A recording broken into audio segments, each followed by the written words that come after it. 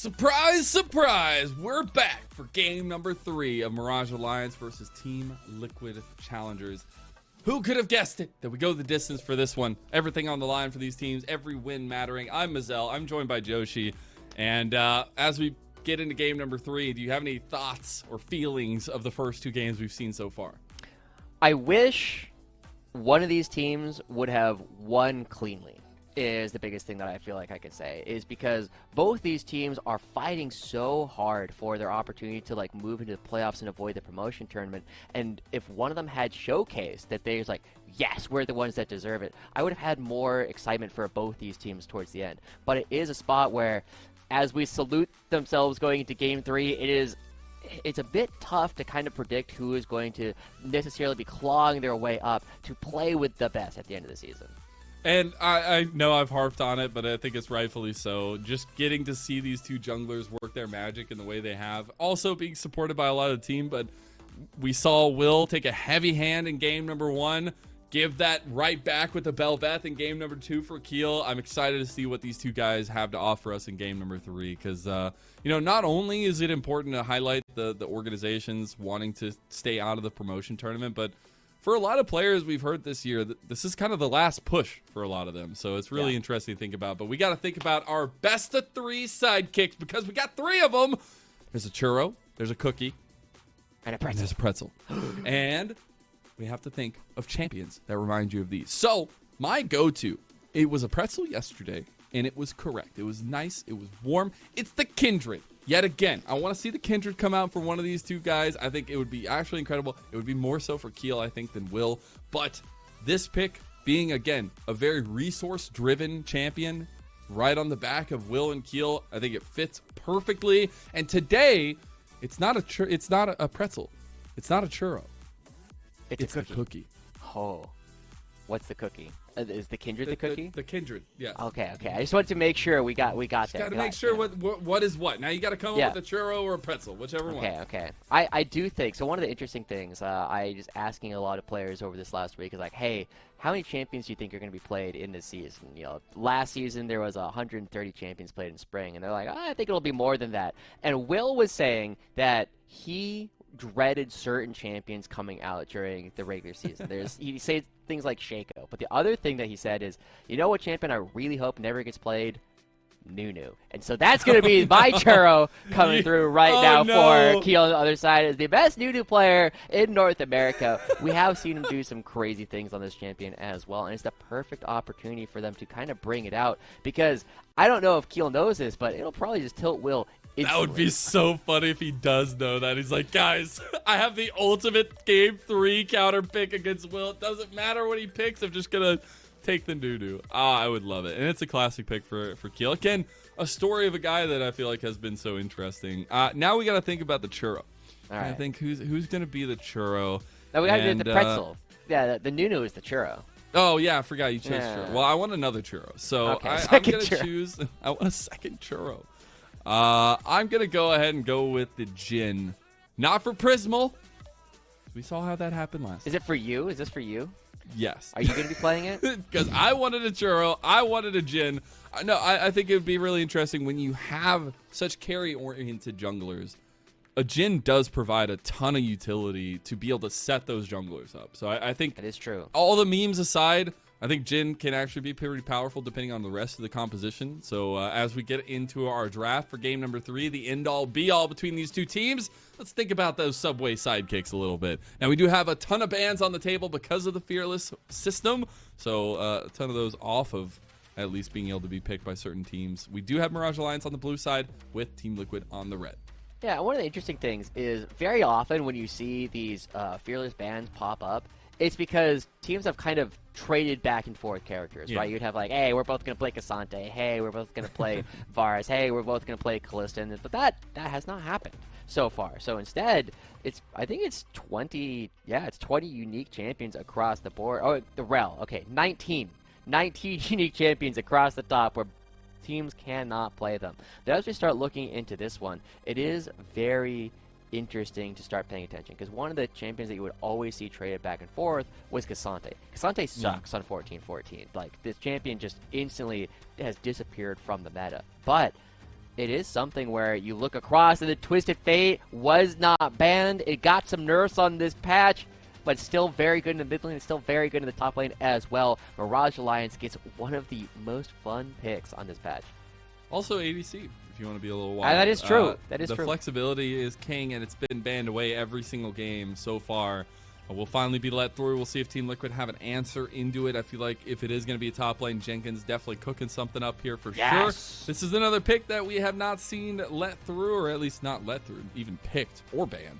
The Smolder is going to come through for at least Spawn. Yeah, Smolder I think is a lot of fun, right? He's a really weird champion, but he creates a lot of pressure. With the most recent changes to his kit, we've actually been seeing the AP builds performing even better relative to the Essence Reaver builds than before. Oh no. Okay. I hate this champion. I think this champion is so useless, but it is the one thing I can say about it is you do have a nearly guaranteed seismic shove onto Twisted Fate, because as soon as he roots himself to throw the gold card, you're like, aha, you cannot move, and you throw the seismic shove under him, and you both stun each other, and neither of you do any damage to each other for like 2 seconds. And if it is in mid lane, you at least have that mobility with the Weaver's Wall to get plays in the side where you can match the Destiny. I know last time we saw TF in the meta, I think it was last year, a year before that, Talia was a big answer to it because you could just match, right? If there was a Destiny play in the side lane, yes, you would have to be in primary position for it to get the Weaver's Wall in time, but there was a lot of that outplay potential there. The Lee Sin locked in for Will. We know where the resources are going for Mirage Alliance, at least. Yep. This is also part of why I did not like the Talia pick as early as it was, because now you start asking, like, ooh, where can we put this other than mid lane? Because this matchup sucks. Like, you do not want to play this one. This is something where it feels as though Team Liquid have already drafted themselves into a hole. Now you need something that can beat up on Twisted Fate really effectively in the top lane, and I'm trying to think of, like, what even does that. Like, what beats Twisted Fate super effectively on its own? Why is that bad? Vi's okay. You know, you don't have a lot of mobility on the Twisted Fate, but you can play really, really safe up there at the same time. And that's the other thing too, is like Twisted Fate can still play in the bottom lane. Like I don't even know what Team Liquid are trying to do from this position. I guess you now have tools to one-shot the mid lane as soon as you hit level 6 on Keel. Yeah, I mean, you hit level 6, you use that cease and desist with that seismic shove on top of it. You're guaranteeing a ton of damage delivery. The Tom Kinch locked away by Team Liquid, doing a little bit of research there and some combos available, as you still have the counter pick for them too. I am very surprised that we are seeing this Cassante ban coming through at all, because this champion feels terrible to play at this point. Like the W is. Yeah, it feels really still bad. Cassante? No, you actually, because you lost the slow on your all-out Q and your W, you have to full charge it now. You don't have the same kind of mobility. You don't have the same like sticking power, and so you are still very tanky. You are still hard to kill, but you can't kill people nearly as effectively, and your all-in power is significantly reduced. That said, looking at the rest of the draft right now, Team Liquid Challengers, they have some tools. They have a really strong front to back with the Smolder, but it's going to take them some time, right? Around 22 minutes is kind of like the benchmark for hitting the 225 stacks on Smolder. But before that, like the mid-game coming through from Mirage Alliance is terrifying.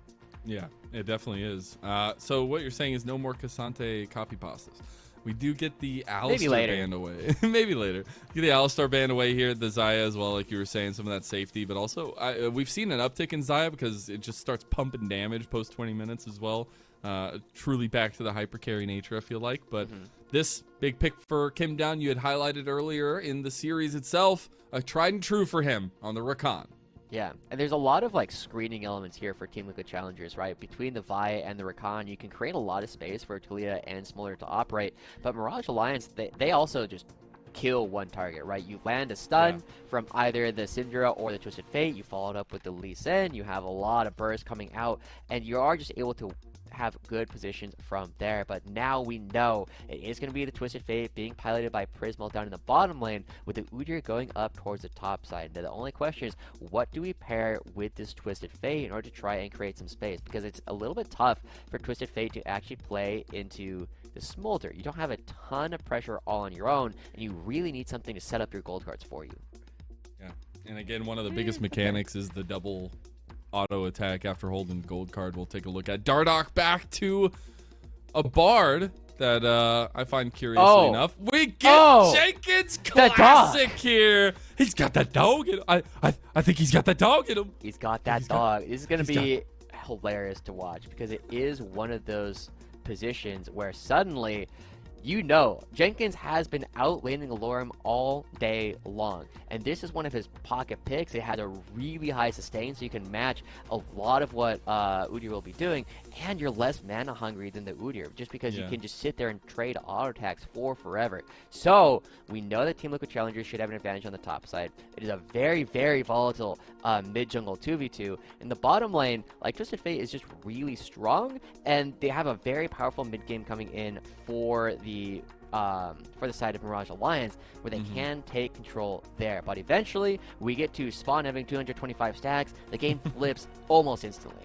Yeah, I mean, you get the lockdown and everything on top of that, too. I know we've made a meme video for, at least on the range last year for Jenkins on the Warwick, some of the dirty things he was doing at the level 1 mark, but this guy cooks, and so does Allura. We'll see what the Udyr versus Warwick matchup has, but again, the stakes are never high.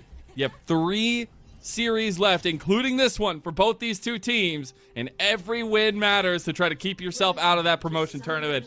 Who you got? Spam it in chat. Mirage Alliance or Team Liquid Challengers as we get into our culmination of their series. Yeah, I'm looking at it right now. If Team Liquid Challengers wins this game, Mirage Alliance are nearly mathematically eliminated from that position because they will be 2 series behind Team Liquid, and if Area of Effect and Lit Esports find a win for either or any of their remaining series, Mirage Alliance will be 2 series behind just about everyone, having lost a tiebreaker to Team Liquid. So this is really important for Mirage Alliance to turn this one around. They have the tools to do it, but it's mostly going to be coming around this mid-jungle 2v2. Can Will and RJS outplay Keel and Roamer?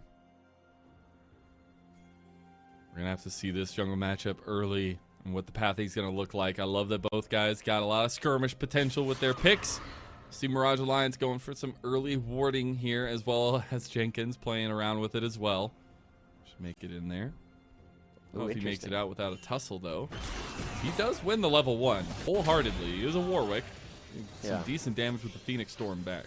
But the big thing here is, like, Jenkins actually has better sustain right off the bat, and so normally Udyr is the one who does this to a lot of different characters, but Jenkins is the one who does it. And every time you see that little ring flash, it's because Jenkins is like getting into range for his own Q, and you can see Jenkins is going to be getting all of the experience there, whereas Alorum definitely missed at least 2 of those melee minis, so he is behind a lot of experience right off the bat. And you're already seeing Jenkins is putting so much pressure. He still has the barrier, so he's not actually at threat of dying at all, and he's going to have a level advantage and a health advantage against Alorum for a long time.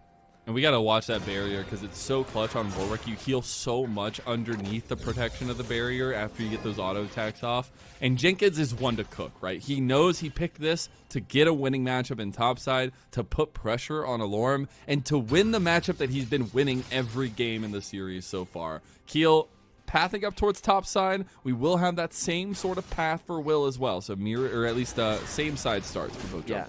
I feel as though Jenkins has kind of picked up where Dokla and Darshan were playing before, where they really, really heavily optimized for their play around level 1 and 2. And now Jenkins, he's a whole level up again. He's got the fear here too, and he's going to get it. One more auto, but didn't want to take that extra tower shot there.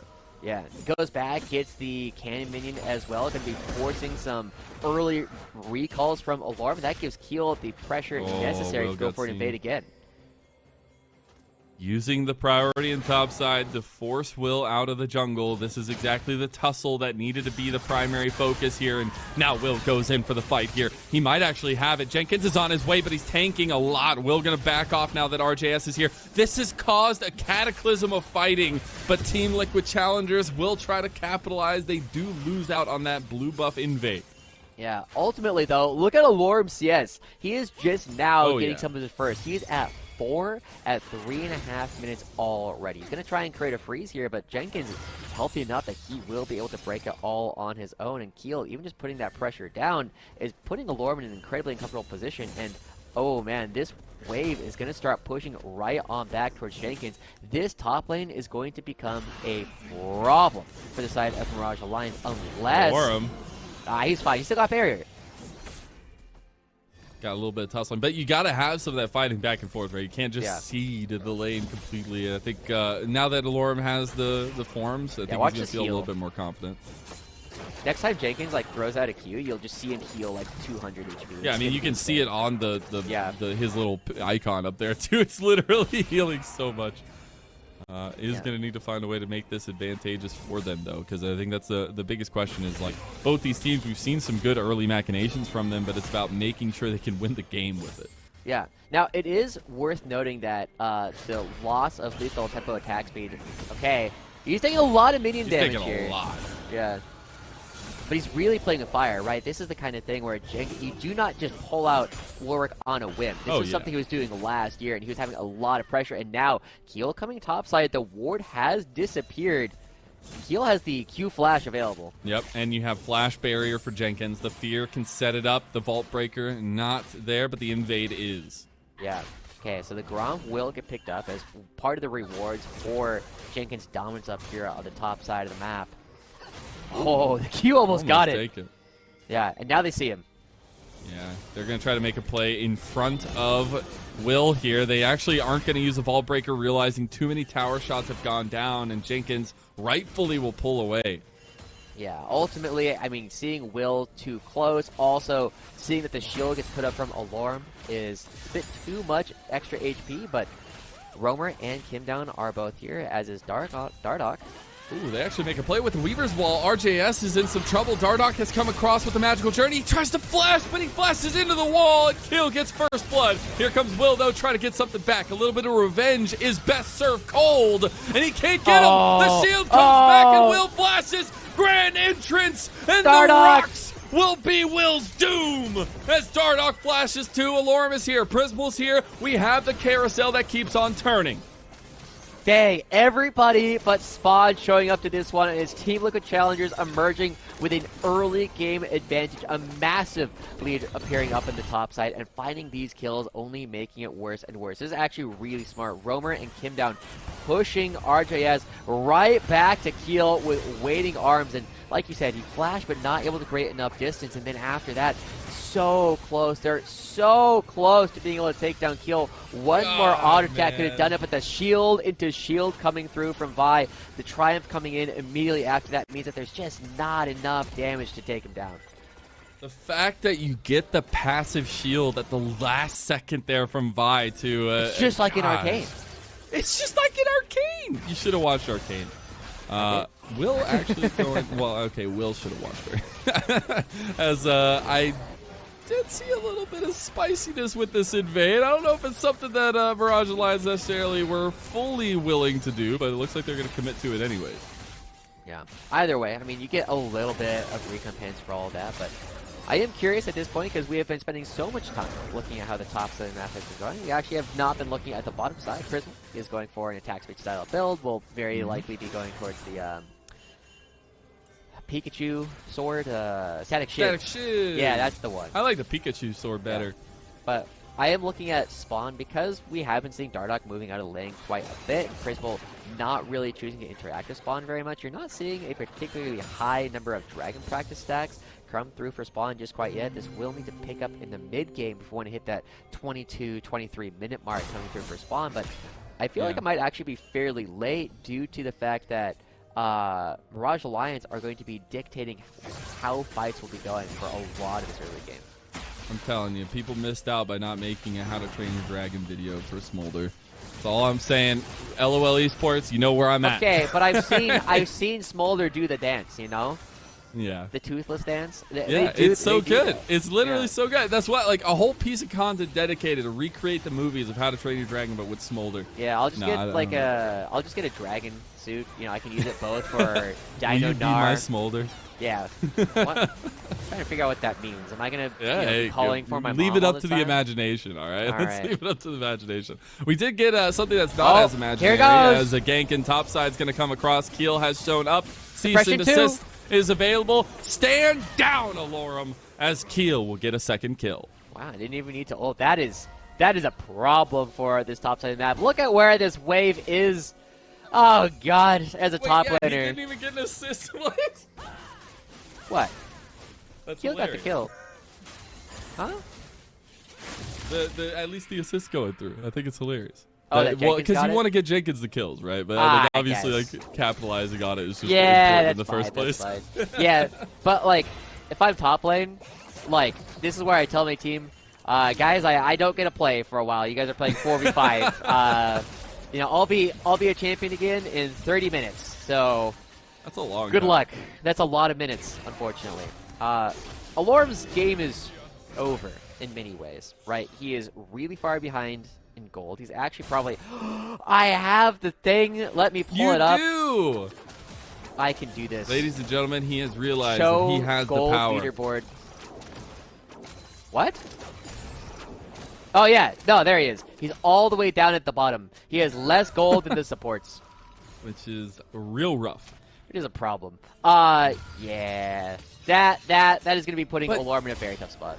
That is the conversation that I love about our league and our fearless draft system, right? Like, you get plays like this, not only the crazy picks, but it comes at crucial moments. And the fact that Jenkins, we've seen the hovers from people even yesterday, multiple teams hovering Warwicks over and over again. Jenkins maybe having some scrim bucks tied to his name, but he brings it out and he's absolutely whomping on Alorm. Yeah, and it is such a hard counter pick, even with the lethal tempo nerfs for melee champions early in the game. But the trade-off to that is it actually scales harder than it used to. So that's a really good position coming out for the side of Jenkins. He has a free early laning phase. He will become even stronger as the game goes on. And he knows he's got the scaling elements for Spawn as the Ghost is forced to be used. Get a couple more of those training stacks over Spawn, but a collapse from Team Liquid was in tow for Prismal. He is at 72 now, so at least made a little bit of progress there, but not close to the 125 just yet. We will get the reset out. A lot of movement from Mirage Alliance, but that's where I want to set up a little bit of the fight compositional style from Mirage Alliance here themselves. Big catch outs with the Destiny, but no real other way to follow that up. Maybe setting up with a Tempered Fate or something, Josh. Yeah, I mean, you got the RJS stuns, which are very nice, but that's going to be how they're supposed to be playing. And normally you are playing this kind of composition with the intention of being ahead in the mid game. But, I mean, with the top lane going wrong, the rest of your lane's not necessarily doing better because of the disastrous mid lane skirmish from Mirage Alliance. Look at that healing. Like, what is that? It is definitely a spot where Mirage, they have to start asking how they can play for this upcoming dragon. You see, Jenkins looks low, but he's not. Yeah, and then he just heals half his health back. No Yeah. big deal. Because he's got the ultimate, he's got the barrier, and now Keel comes through. They have both. Oh, ults. there's the ultimate, and there is an infinite amount of duress towards Alorm, and he will be down. Weaver's wall across onto RJS, who overextended the mid lane, but it will not go through. As soon as you said that, I got a flashback to a guy I used to play League of Legends with. His mom comes through. Here's a wave. All right. I got a flashback to a guy I used to play League of Legends with back in like 2013, 14. His tag was Bojangles, and he would say in the most aggressive way as he would play Warwick, "I'm going to duress you. I'm going to duress you." Oh It's my like, God. yeah, you know, there's not a lot of opportunities. aggressive. Here we go. This is aggressive too, though. They got the Destiny in mid. Got Power him. unleashed, and it does get it. Shutdown goes over, but immediately turned around on its head. RJS bites the dust. Yeah, Prismal not able to get that last auto attack with the gold card off on Kim down, and they make a play. They get the pick. But it cost them something right on back, and we're giving more and more time for Spawn to just kind of be like, yep, we're playing the game. And he's going for the good build! He's got the Blade of the Ruined King now for Jenkins too completed. We True. do have those first items coming across.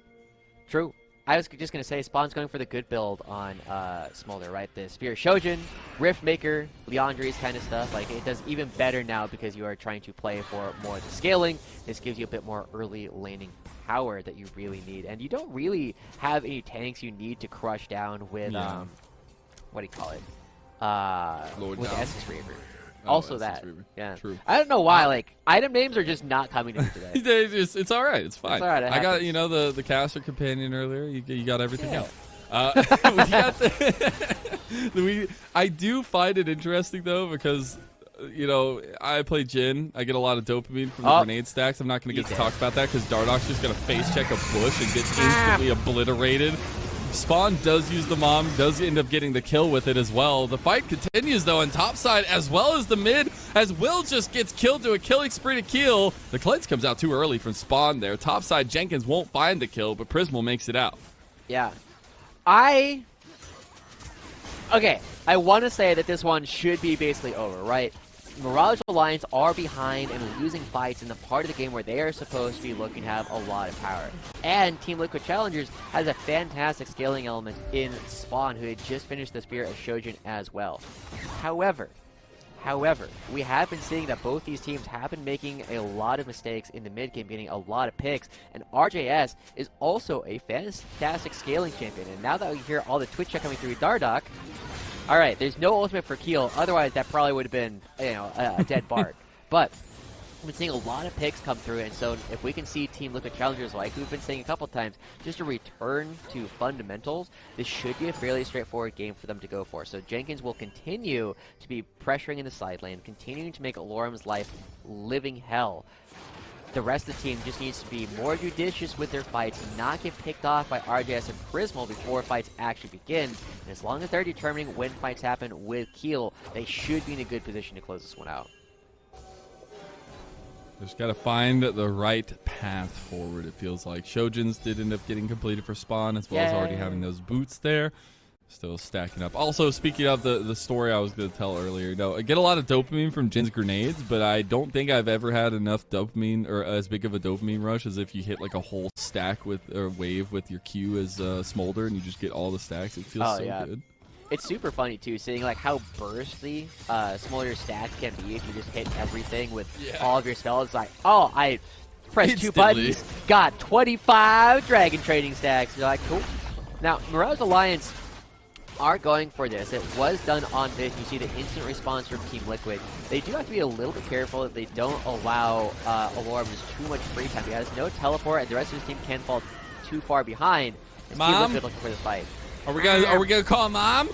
He's just gonna go for the kill, honestly. Don't even need to call Mom as Jenkins gets that one.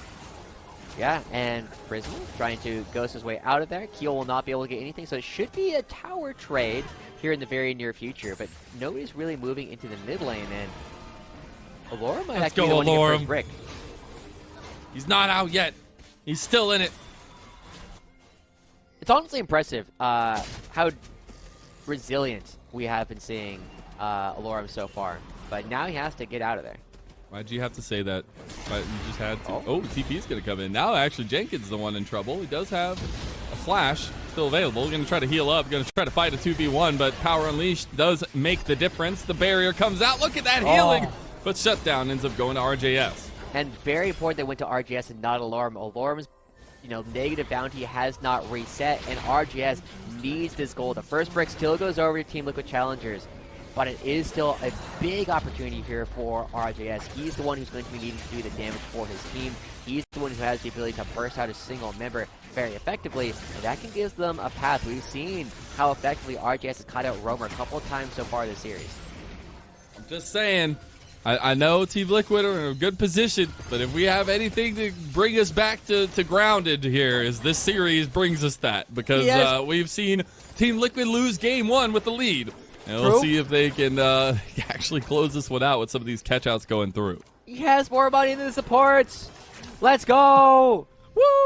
Woo! He did it. He did it. Well, he's going to be in a tough spot for a little while. Once he has the Frozen Heart completed, it will help out quite a bit.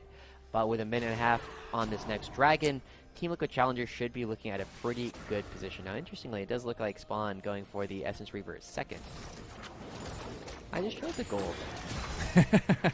No, it needs to see it again. We're chilling. Thanks. Shout out to our observers. Yeah. Now, I do wonder, once we get to second items, does Mirage Alliance have a little bit more pep in their step here? When RGS gets all the Cinder Bucks, I think it's 120 Cinder dollars that you need in order to get the free Rabadons built into your kit. That's going to be like the big moment. With 80, I think you need 100 for the execute to come through. It might be 80. I don't remember. We got all the stacks. Stacks everywhere. Can you hover over the ultimate?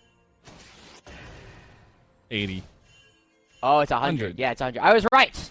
80 is the scout of the week, I think. Yeah, that one's all right. It happens. Who's driving? Dardoch, get your driver's license. They do get the engage, though. Oh, the kickback from Will. Mom comes out, though, and makes the difference. You love that motherly love. As Team Liquid Challengers, they absolutely punish Mirage Alliance. And Spawn just got infinity stacks there. He's up to 174. That was easily 25, 30 stacks he just picked up in that last fight, and that is a disaster. Mirage Alliance, they were not able to find a single kill in that last scuffle, and they lose the Dragon at the same time. They're skyrocketing Spawn to be so much faster coming up towards the next fights, and so it does feel as though everything just went wrong at the same time, and it looks all right to start, right? You get the stuns down onto Keel, you get a lot of damage, but he just does not die, goes unstoppable, and heals up a ton in that last fight. And Alorum, like, he comes in, but you just ignore him. It's just about how much damage you can do to Prismal on the backside of that. If you get the kill before Mom comes down, I think that fight's very different. The fact that Keel survives and all that damage comes down, it is so tough to fight back when you're at this deficit here. Yeah. Now Mirage Alliance making a play. They did have that rapid fire distance from Prismal, but Dardoch trying to get the angle now, as well as Alorum chasing down. It's the triple flangle right now for Mirage Alliance, and they might find Kim down. He doesn't get him. No way Kim down flashes out of that one. Rover will get shut down by Alorum. Wow, I mean, that's a lot of pressure down here on the bottom side of the map, but they don't have a wave. They actually can't take a turret with this, so they have to shift their way back over towards the mid lane, take away some of these jungle camps. So it's much needed gold. They really need to find some of these picks, but Mirage Alliance, they need to find a little bit more coming out of that to bring themselves back in. And now, pressure in the mid lane, looking at Jenkins. Mirage Alliance not one to back down. They have consistently contested here, at least, even with the 5,000 gold deficit. Yeah, never back down, never what? I don't know, Josh. Never give up. Obviously, I know. I just had to never give. I'm hoping Twitch chat is enjoying that one. I'm sure they are. You know, did get the thumbs up there from Spawn. Getting very close to being a full adult Elder Dragon. Oh, it's a Trinity Force. Okay, yeah, I like that better than Innocent Streamer quite a bit. Either way, RJS just hanging out here. He does do a lot of damage, but not to that target. And especially if he just gets caught. He doesn't have flash. He doesn't have any way out. But Prismal's here to make sure he can get out. Okay. He's got enough friends. Yeah, This is definitely, it's been interesting because we kind of set this up as an opportunity for Will and Keel to really set themselves apart. And Keel, in Game 2 and now in Game 3, has played a really big role in making sure that Jenkins has been dominant in the top lane and just doing a good job fighting and being very tanky in this game. Whereas Will, I mean, this is the second time I've seen him, or I have cast and played the Lee Sin. The first time, you know, I called out, I was like, there's nothing that solves this Mirage Alliance draft. But maybe if Will's just the best player on the Rift, the Lee Sin solves it. This time they picked it relatively early on to try and support the mid-jungle duo. And it's not, we haven't seen the same kind of like 2v2s we were kind of expecting to see between Roamer, Keel, and Will RJS.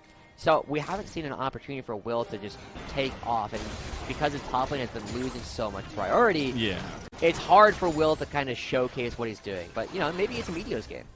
That's what I was going to say. It's so hard when you have a Warwick just absolutely pushing your face in topside. Speaking of pushing your face in, Dardoch got inbound to do a bounce house, and not one that was very friendly. It was not very friendly. No rough housing in the bounce house, and now with everyone moving towards the top side. Yeah, that's RJS is still in the bush. Wow. They will see them out. I'm surprised that he stayed there, but Will found Kim down. Pretty tanky. All right. Can't find anything. Trades ultimates. I mean, kicking him into the wall, he just doesn't have the damage to get anything beyond that at all. And so RJS still staying up here, still looking for an opportunity to get his way towards all the stacks that he does need for the execute and the bonus AP. But a minute and a half left until the next Dragon. Should be Team Liquid, and they have enough tools just kind of across the board in order to take this one down, move themselves one step closer towards getting the Infernal Soul. I do like this call from Spawn. He was about 2 stacks away from his 225. Realized he needed to go back and spend some money. Got the Zeal. Will come back onto the map. Full health, full mana. Will then have the stacks as well. So he gets really efficient use out of hitting that mark. We're probably getting pretty close for RJS too. I love that we have so many stacking elements in League of Legends now. Woo! All the dollars coming through. Spawn continues getting dollars after that though. So he does. Like, he just gets more orbs, higher execute threshold. It is. He got it. Yeah.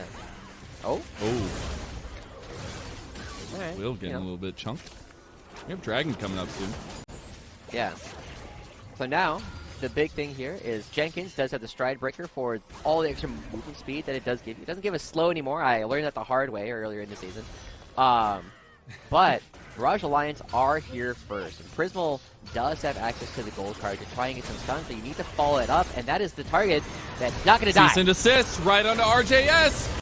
Keel goes all the way ham. Temper Fate's going to buy a little bit of time, but the Infinite Duress comes down, and here starts coming the Elder Dragon. Spawn is untouched, and he will start raining Hellfire across the team. Team Liquid, they have lost one. It's a jungle for jungle trade, but Team Liquid will take that all day. Honestly, super surprised that is all that's happened so far, but people aren't done. Spawn has so much damage here. Flap, flap, flap. Your heart's content as he gets one kill. He's looking for another one here as well. He doesn't have Mom, or he does have Mom come back up. I think that's a mistake, though, because I think he used it in the fight. But Mirage Alliance are actually moving to contest this Dragon. This would be third Dragon for Team Liquid, but no junglers. Yeah, Jenkins here in the mid lane. It's not the worst thing ever for Team Liquid to give it up entirely, but Jenkins is coming right on back in order to make sure this is not for free. Roamer has Weaver's Wall. He's going to pop it, and Alorum not going to get caught there, but Team Liquid force them off the Dragon. Take Soul Point. Nice. I mean, coming through once again, like you called out, Mizell, the fact that Spawn was coming through untouched in that last fight, huge opportunity. Prismal finding somebody here, gets the kill there, but he will be absolutely collapsed on. As there's no way out of this one, he's going to try to get a little bit of damage back, and Roamer gets it.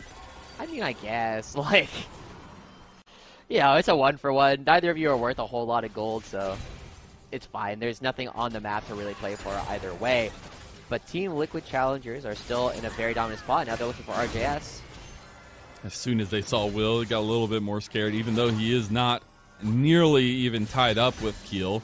He's still down like a full item or more. We'll see, though, as feeling a little bit better for Mirage Alliance. Still down 6,000 gold, but it's not a position that they are unfamiliar with against Team Liquid. True. We have been seeing Team Liquid have better early games than Mirage Alliance basically the entire time. We can tell that Keel has put a lot more thought into their early game plans than the members of Mirage Alliance have. And that is something that Keel has been good at so far, and is very close to pushing them over the edge and putting them in prime position to secure a playoffs berth. But, ooh, this turret going down up the top side is very good money. And I'm very entertained that he credited that to Udyr, considering he's on the opposite side of the map. But it was him. Don't worry. Don't check the facts. Don't check the tapes. You can just trust us here. But either way, it is definitely a position where suddenly Team Liquid Challengers just need to find a way to close this one out. They have all the tools. They have 3 items smolder with all of the stacks coming through. It's just a matter of picking fights that they can win, because if they don't find an opportunity to at least disrupt the backline of RJS and Prismal, they will do a lot of damage. Yeah, and we did get the Gwynsu's complete for Prismal. I mean, this TF starts doing some serious damage. And the Destiny is coming up soon. Magical Journey try to chase down Jenkins here. They won't exactly find him, but the Temper Fate does. Yellow card ready to go. And Jenkins, he's going to try to CC or at least sustain his way out of this one. If he can get onto Prismal, it's a big difference. But he does not have the Infinite Duress, and he will just go down to a shutdown to Prismal. But Baron, I mean, all this time, Mirage Alliance, here. Oh, they don't even get off of it. They were definitely around, but it looks like they didn't actually start it at all. And so, I mean, that's just a free kill. Much needed gold. Once again, going over towards Mirage Alliance. They have been so good at fighting these picks. They're also going to be opening up the middle of the board. Wow. And stun. They're going to go across. They got TP. This is feeling like tempo gaining once again for Mirage Alliance. Came down. No, the CC came down beautifully. And now Will just gets burned alive. The call of Mom coming clutch again for Spawn. They got Weaver's Wall in now as well. Prismal's looking for an angle, though. Prismal's got an angle. They actually have so much damage now that Spawn is untouched, though. There goes Keel over the edge onto RJS. He's so tanky, though. I think he might be able to survive here. Spawn's now coming down, too. Flap, flap, flap, and the wings start beating. The Elder Dragon starts soaring. And Team Liquid have done it.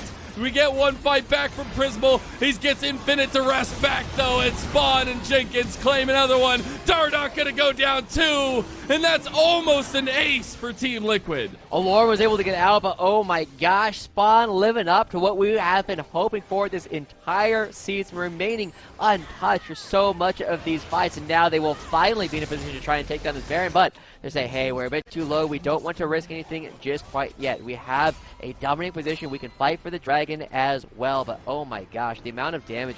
Okay, as soon as I saw this fight, I have seen Smolers by themselves win entire fights in this corridor because you into the unraveled earth. Yeah, but you just get so bunched up right in one position. You get so much damage done across the entire team. And Roamer, you know, I was surprised at where he chose to jump off the wall at this point, but it is okay. He draws so much attention. I'm actually surprised that Lorem gets out of this, but he runs up towards the top side, and Keel, like you said, so tanky.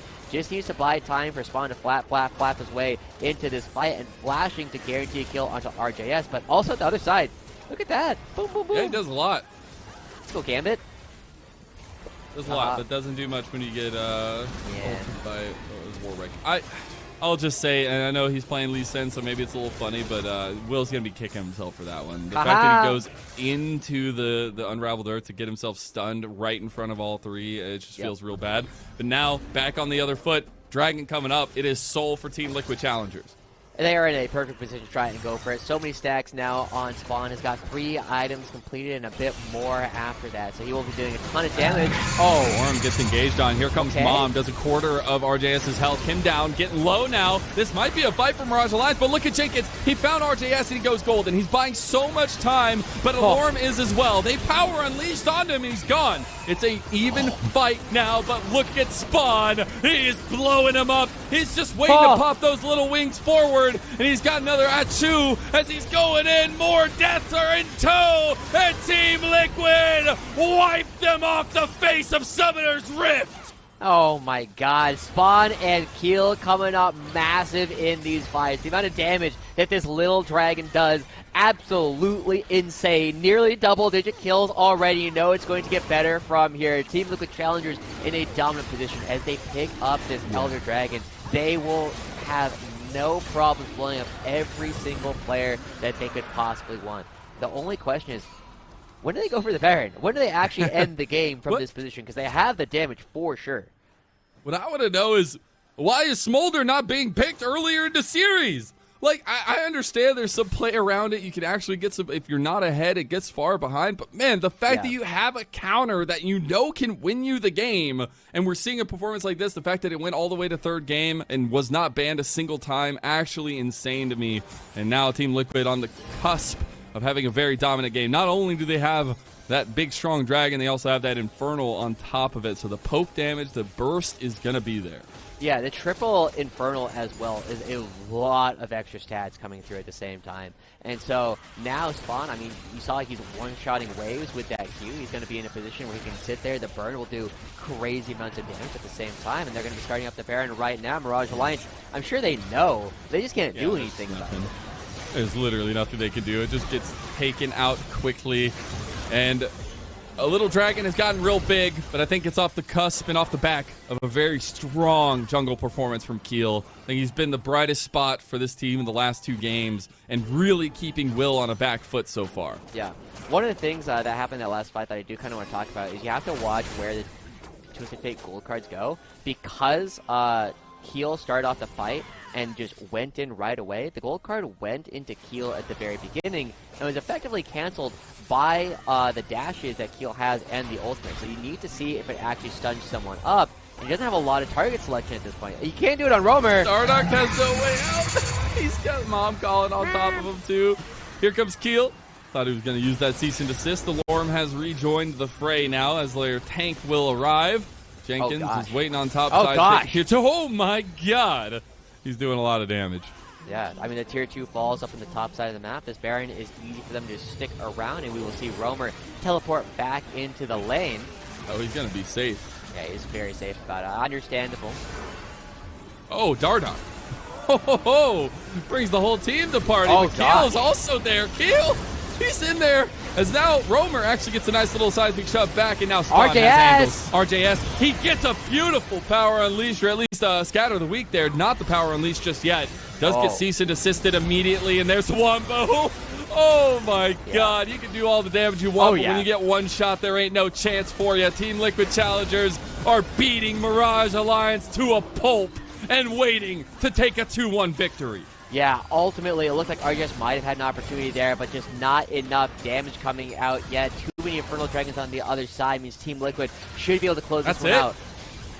They are on the Nexus turret. Team Liquid, they put it together. They got an over 10,000 lead, and they will cement a 3-4 scoreline here and force Mirage Alliance to destiny. That's kind of what I was hoping for, right? That's the kind of game I was hoping to see from one of these teams, where there's a definitive win coming through from them. And we have been seeing Team Liquid, they've done a good job in this series building up early game leads every single time. It's a matter of where do they go from there? They've been looking quite lost, but this is the first time they had a solid lead. They took it and they never let go of it. So it gives you, at least a little bit of hope that they can start climbing the ranks a little bit, but it's got to come off of every player standing up. We saw Spawn and Keel in particular having a good games this series, but that needs to happen more often for this team to take down the rest of the season. Spawn unkilled, actually insane to me. But that is it for our first series. After a short little break, we'll be right back with an interview, so don't go anywhere. Introducing the new foot-long sidekicks at Subway. Try the warm and delicious foot-long cookie, foot-long pretzel, or foot-long churro.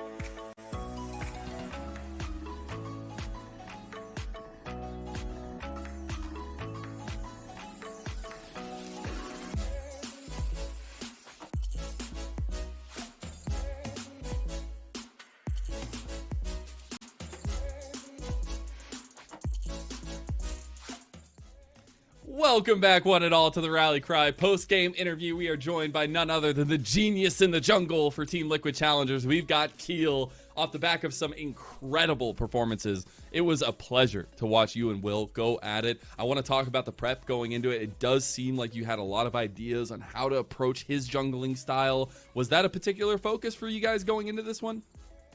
Yeah, I've versed him a lot in the past, and I think I have a good idea of what he likes to play.